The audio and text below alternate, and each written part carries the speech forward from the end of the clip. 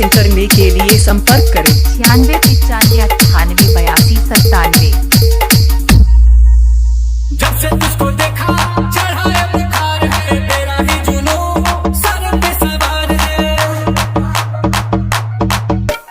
Body तेरी बटा love skin है, मेरे लिए बोलो क्या सिग्नल ग्रीन है।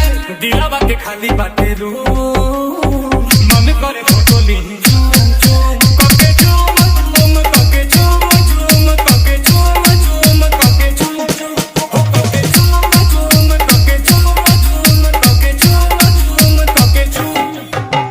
संदीप बाबू संदीप बाबू संदीप बाबू संदीप बाबू संदीप बाबू संदीप बाबू high tech high tech high tech high tech. वो मीठी मीठी बातें गजब की मुलाकातें, वो याद आती है रात जाने का। अब तू ही दिलो जाने दियो रसना में, अकेले तू जहां में जाने जा जाने जा। आंखों में तेरे जादू, कहो तो सितारे उड़ला दू।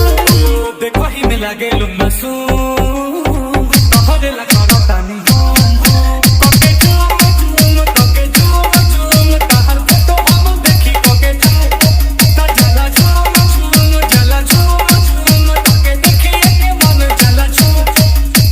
संदीप बाबू संदीप बाबू संदीप बाबू संदीप बाबू संदीप बाबू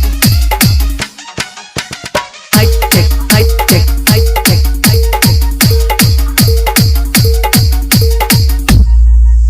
तू ही मेरी कहानी, तुझ में ही जिंदगानी, इसका से की हम पानी जाने जा। ये दिल तेरा दीवाना, तू मेरा ही ठिकाना, मौसम है आशिकाना जाने जा जाने जा। सांसों में तू बसी है, रब्बों पे मेरे तू ही हंसी है। गुच्ची के लगा के परफ्यूम, इधर ब्लास्ट करे बूम बूम कोके झूम झूम कोके झूम झूम तहर फोटो हम देखी कोके झूम हो जला झूम झूम जला झूम झूम कोके देखी के मन जला झूम। संदीप मिक्सिंग पॉइंट बस्ती 9695988297।